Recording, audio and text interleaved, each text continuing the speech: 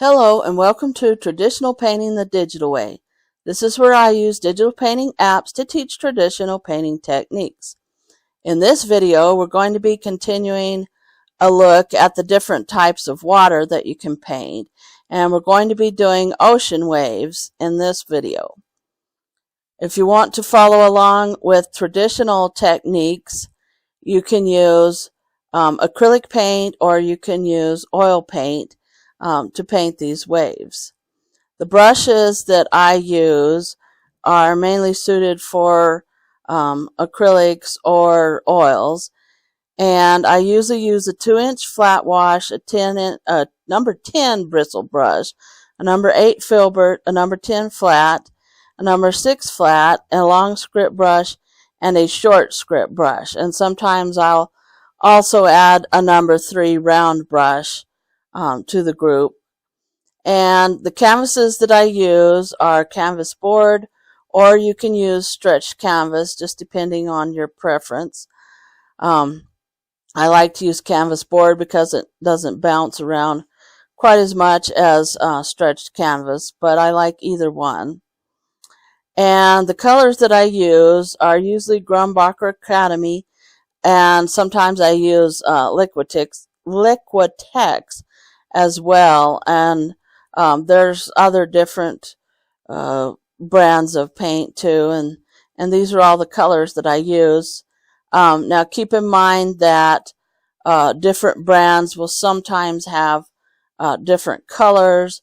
Usually phthalo yellow green is mostly just found in the Grumbacher colors, but they do have a variation in some of the other brands. So the app I'm using is Infinite Painter for Android, and here I'm just kind of making a quick sketch of the wave that I'm going to be painting.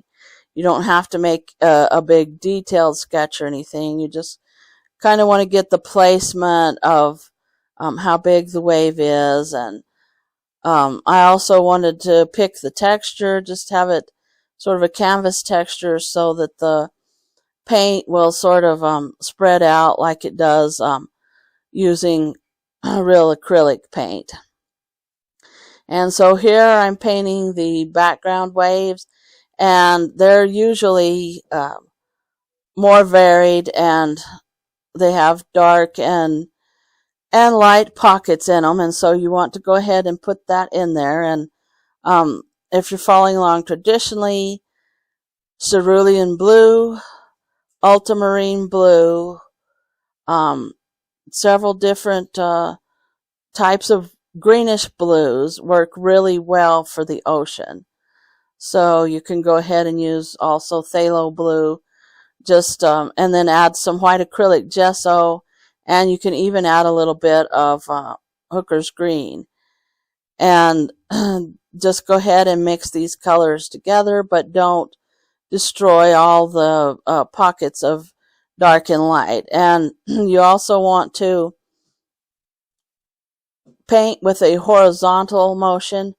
You don't want your waves to look vertical or slanted, because then it would look like, as Bob Ross said, the water would just fall off your painting. So you don't want to. And then he would always add you'd have to put a bucket on the end of it to hold the water in. So you don't want to go ahead and you want to go ahead and keep that horizontal there so that it stays on your painting.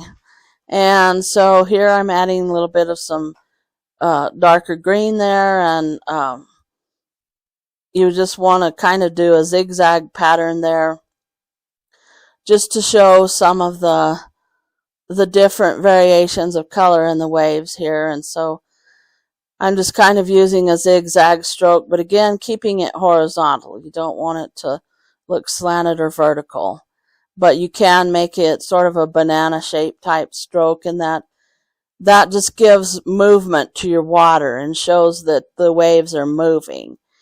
And here I'm adding some more colors there, some lighter blues, some darker blues. And you want to go ahead and just kind of blend these together if you're following along with your acrylics, you want to go ahead and blend these together right now. If you're following along with oils, then you can blend them later. But you just want to go ahead and not leave any hard edges. You want to go ahead and blend all these colors together. So as you come forward in your painting, the colors are going to get brighter and more intense. So you can add brighter and more intense blues into the front. And I'm just kind of trying to lay down all the background color, because we're going to go ahead and add the waves and the sea foam and things like that later on for the final touches on your painting. But right now we're just trying to lay in all the big blocks of color, but we don't want to keep it all one color. We want variations here. And that's sort of the secret to doing ocean waves, is your variations of blues and greens. You can even add purples to them, and you can add maybe a tiny touch of orange that will just kind of darken it a little. But you want to kind of keep to the blues and the blue greens, and just kind of add a little bit of white occasionally to lighten up those colors. And if you're following along traditionally, you'd throw in some white acrylic gesso and probably use your number 8 bristle brush, because we're not doing fine details right now. We're just trying to kind of get a background for the waves, and just kind of soften them out, blend them together, blend the pockets of dark and light together, just get a little bit of some color going there. And so here I'm just kind of working on using the blending brushes in Infinite Painter, and you can use the fine blend brush, or you can use a filbert, or sometimes the old oils will give it a sort of a nice texture too, as you're blending them together. And that's one of the nice things about Infinite Painter, is that you can set the blender brush on any tool that's for your regular painting. So you can even set the blend brush on inks and watercolors or airbrushes. So it does all kinds of different things like that. And so here I'm just trying to kind of blend the colors together and make them look soft edged. We don't want any hard edges right now. We just kind of want a gradient type of color where all the edges just kind of blend together. Because if you look at your photo reference, you can tell that they just kind of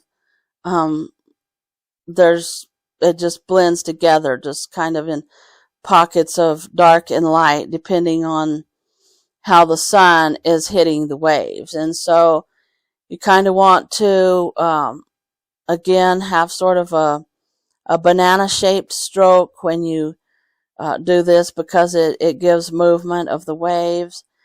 And so I'm just kind of trying to mix in the edges of the lighter blue into the green, and we're kind of working a little bit on the shape of the big wave.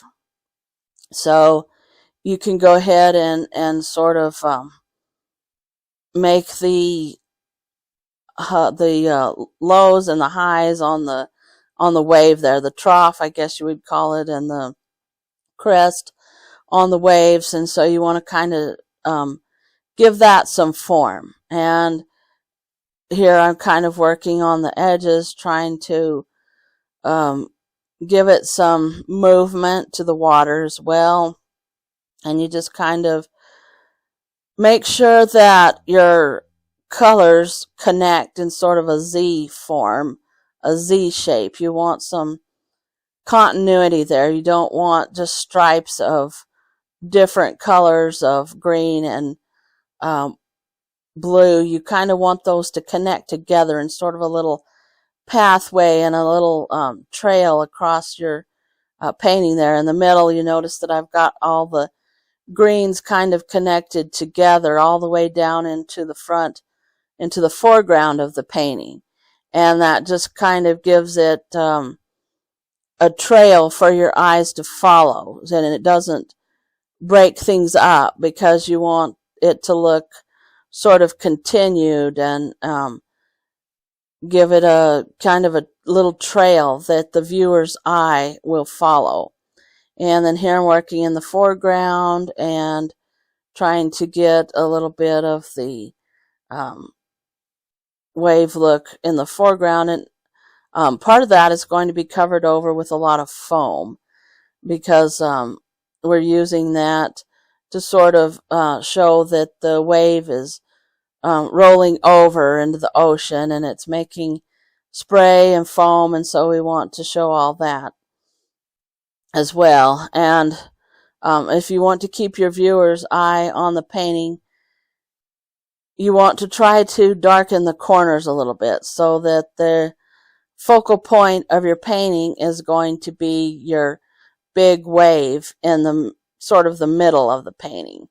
It's sort of not going to be right smack in the middle, but it'll be sort of off to the side in the middle there. And that's a whole nother painting theory on composition and how you use the golden ratio and all kinds of things like that. But you kind of just want the center of your painting to be a little bit to the right side or the left side, not quite in the dead center. And here I'm just kind of adding a little bit more green to give a little bit more structure to the wave. We're starting to try to add a little bit more details to the wave, and again we want those pockets of dark and light in there. And I'm just kind of smoothing it out and trying to also show a little bit of how the foam pattern is going to look on the top of the water there. And you just want to keep trying to work on the structure there and make sure that you save everything. You definitely have to save frequently because when you're working with digital, you never know what can happen.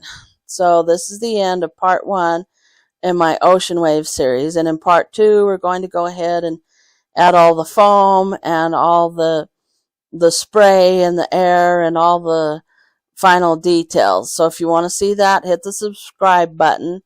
Thanks everybody for watching. Thank you so much for your support. If you have any questions, leave them in the comments down below, and I'll catch you later.